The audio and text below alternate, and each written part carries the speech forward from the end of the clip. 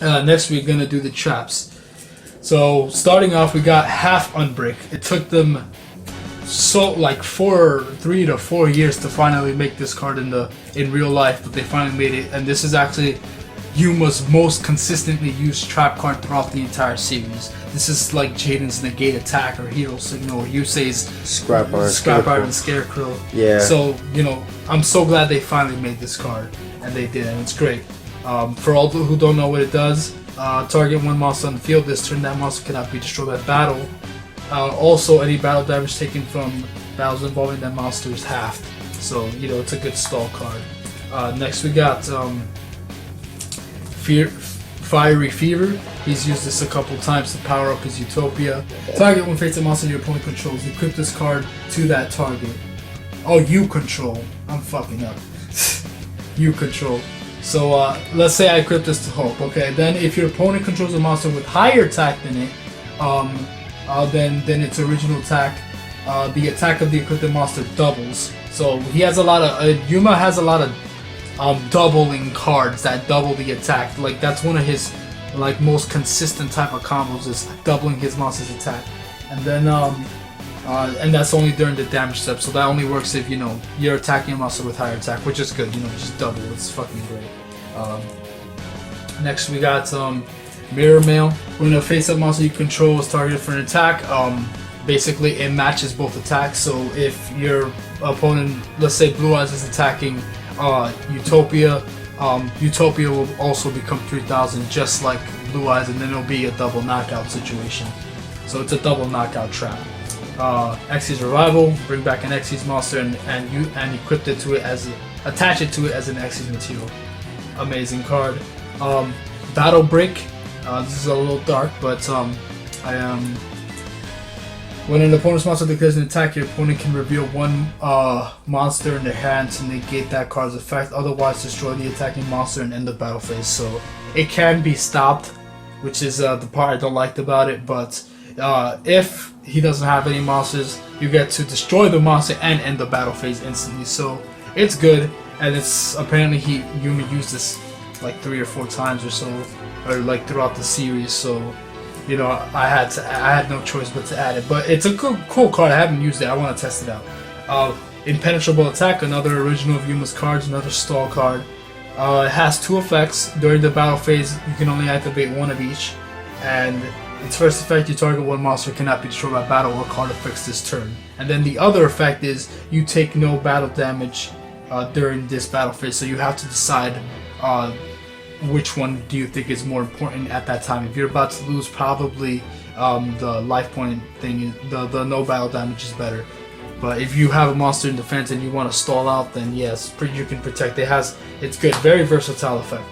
Then we got Nitwit Outwit. Apparently he used this 2 times. Discard one monster card, target one face-up monster on the field. And then it loses attack equal to the discarded monster's attack. So you target an opponent's monster's attack, discard a card from your hand, a monster from your hand, and then your opponent's monster loses attack equal to the monster that you sent, which is good. It's a good way to overpower your opponent. It's a pretty unique card. It's fun. I've used it before. And the final trap card is Bye Damage, which I've been waiting for this card. Yuma used this a couple times, and it's a really good, cheap card actually. Its effect is, I don't know if you can see it clearly, but anyway, target one face-up attack position monster you control. This turn, it cannot be destroyed by battle. If you take any battle damage from battles involving that monster, your opponent takes twice the battle damage you took. So you would still take the damage, but he'd be protected from battle, and your opponent takes double. So they have to be careful on who the fuck they're attacking, right? You say? Shut up. Bitch ass nigga. Negate it. No, garbage. But anyway, so this is a good cheap card. As you can see, a lot of his cards, like normally I wouldn't add so many stall cards, but the thing is, Yuma actually uses a lot of stall cards consistently. So he has a lot of cards that either negate damage or prevent a monster from being destroyed, or stuff like that. So those are the traps, spells, and monsters. I'm gonna get to the extra deck. The extra deck was also difficult to make because he doesn't have a lot of consistently used cards. But Rai Rider was in like throughout all the Extra seasons. deck or side deck? Side deck.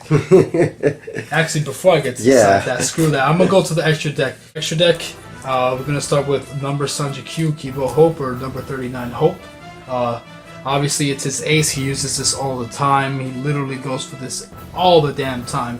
He has so many numbers in his possession, but apparently he just wants to go for Hope, which is fine. I understand it's his ace. But yeah, he doesn't use a lot of his other X-Seeds. As you're about to see, look at how thin this is. He has over 100 X-Seeds, but this is as much as he uses. And some of these are kind of iffy, but we'll get to that.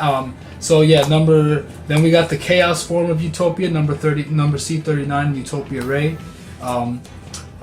He summons this a lot, he just goes into it. Then we got number C39, Ray Victory, obviously, which is why I added Numeron Force. It's the only way to go for it. I love this card. It's great effect. Negate, it attacks. Your opponent can activate spells or traps until the end of the damage step. It has an honest effect, as well as it also can negate the monster's effect that it's attacking. So it's super good. It's a great card. Next we got Heroic Challenger Excalibur. This is Gosh's card, but he gave this card to Yuma when they dueled, which was really cool. And he used this several times, and it's really good. And he doubles his attack, and that's Yuma's style. So that had to be in there. The only main character that's a power duelist. Damn it. Yeah, that's a good point. All the other main characters, they have strong cards, but Yuma's the only deck that has so many cards to power up his own monsters and double its attack and stuff like that. Like if you watch the show, he's gone up to like over 16,000 like attack points before, because like he just keeps doubling and doubling. So he's the only main character that kind of duels like a power duelist in a way, because he focuses a lot on like increasing your attack and stuff like that. So next we got Gagaga Cowboy. People like this card competitively to do some last minute burn damage. It's really good. Next we got number 17 Leviathan Dragon, which he got from Shark in the first episode, and he used maybe like 2 or 3 times at most. He doesn't use a lot of his other X-Seeds monsters except for the Utopia ones, so I had to add something to give you guys more versatility in this basic deck, so when you try it out, there's more options to go for than just Utopia. Then the deck won't be very good to use, and it won't have a lot of options. And it'll be kind of boring. And yeah, it would be kind of boring, so it wouldn't be worth it. Then we got the three Jin monsters, Tentempo, Miserrhythm, and Melomelody. He didn't use these all the time, but he used this a couple times in the beginning and stuff like that. So, but you guys could use it. They're rank 3s, just like this. You got a rank 3, rank 4 plays right here. Yeah. And then the final one, which is a rank 6 Gauntlet Launcher, which you could use with Dododo Warrior. Adding Gagaga Magician, or you'll figure it out. So Gauntlet Launcher is a really cool card. He used this only once, but you guys need something to use in this deck. Yeah. Detach 1, then target one monster your opponent controls and destroy. It has 28 defense, 24 attack, so it's a good defense wall, and it pops, so it's really good.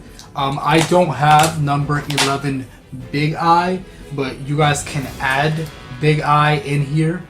Yeah, you can add that in here for a rank 7 play, like I said, for more options. Yeah, there's one more. Give me that book over there. For now, I'll add number 61 Volcasaurus. You could use this card. It's a good burn card, just so you have a rank 5 play to go for. I know you have Utopia Ray, but he only goes with Utopia and ranking up, so you guys could go for that. But yeah, that's as much as we could do with the extra deck for now, because he doesn't use a lot of them. But this is still a lot of good enough options for you guys to have fun and test it out. This is a basic Yuma deck, so it's kind of, you can think about it kind of like a starter deck in a sense. You could you'll have fun testing out a couple different combos and strategies, a couple different XCs that aren't OD or too much. But like I said, this is a basic deck, so you guys could change it however you want. This is just to give you a base to start with, and then from there you could change it however you like. Yeah. Next deck profile we'll most likely be making will be the Utopia deck, which will have a lot more versatility and a lot more cards. God, that deck is gonna be broken. Yeah, super broken. Super broken. So like for now, like every other deck that we've made has just been basic. Something to get you started. You know. So yeah, continue, bro. All right, so this is the side deck. The side deck, we got Rai Rider, another level 3. He had this throughout the series a couple times. Armor release, apparently he uses like, I think 3 or 4 times. I don't remember when, but I checked in the wiki and it was there. But this is good. If it's in the graveyard, you banish it, so that way you can summon a high-leveled monster from your hand without tributing, which is good. It's really good. This is the second Toy Knight. Then we got Stinging Swordsman. He has that. Card D. This is a misprint. He has 800 attack, 800 defense, and I think he's a level 2. Yeah, level 2. But I don't have the card, so I had to print it out, and I made a couple mistakes because I was really tired and whatnot. But this is the anime effect. During the turn this card is summoned, you contribute it, draw 2 cards. You cannot special summon monsters during the turn. It's the same effect, only except they added something extra in the TCG, where you which ends the battle phase. No, it ends your turn actually. Oh yeah, it ends your turn. So I didn't really like that, to be honest, and that kind of stuns me, and I don't have a lot of plays that way. And this is a character deck, so it doesn't need to. It's not like it's gonna be competitively that aggressive. So that's why I wanted to use the anime effect. But yeah, level 2, 800 attacking. We'll be having that card soon, anyways. Yeah. Then we got Go Ghost. You can bring back when this card is special summon, you can target a Go Golem in your graveyard, special summon it, and go for more Xyz plays. Zubaba Buster, the other Zubaba monster, overlay, summon one of your rank 3s. Then we got Gaga Mancer. Only used 1 time in the last duel, but like I said, not enough space. So this is for you guys. Bring back. You have a lot of Gagagas, so this would be really good in the deck. Next we got ZW Tornado Bringer. Now I wasn't gonna add any Zale weapons into this deck, any ZWs, but he did use this card twice. Once against Tron, and then a second time against Dawn 1000 when he overlaid this with one of Shark's monsters to summon number 73. So if you do wanna, have fun and use one of the Zale weapons, this one is really good. You equip it to a Utopia monster against 1300 attack, and the equipped monster cannot be targeted by card effects, so it's really good. So you can use that one. And then don't worry, you'll see the other Zale weapons when I get to the Utopia, the Hope deck profile. So don't worry about that. We'll get to all the good stuff. And then we got the Rank Up Magic Limited Baron's Force. He used this 3 times before he reconstructed it and turned it into this. But you can use it. I put it on the side just for fun, so you guys could try that out. Gagaga Draw. Remove 3 Gagagas, banish and draw 3. Draw 2, sorry. Then we got Gagaga Thunder. He used this like 3 times. Target 2 Gagaga monsters you control that has a level. Inflict damage to your opponent equal to the difference between those 2 monsters. So you could go for Gagaga Magician, make him a level 8. If you have Gagaga Girl or Kid on the field, you take the difference between the 2 levels and inflict burn damage times 300. So it's good. It's a unique combo. Then we got Copy Knight. Only used once, but it's a good card. When a level 4 lower warrior type monster is normal summoned, you could activate this. It'll copy it. It'll copy that monster, and then you could go for an instant Xyz. So more versatile plays for you guys. Gagaga Shield. You have a lot of this only works for spellcasters though. So you target Magician or whatever other spellcasters you have in the deck. It can't be destroyed up to twice per turn. It cannot be destroyed by battle or card effects. And this stays equipped, so that's for each turn. As long as it's like a shield wing, but with the extra effect. Yeah. Plus, so it's really good. And then the final card is number C39 Utopia Ray V, or Hope Ray V. This is a good card. Amazing burn card, super aggressive card.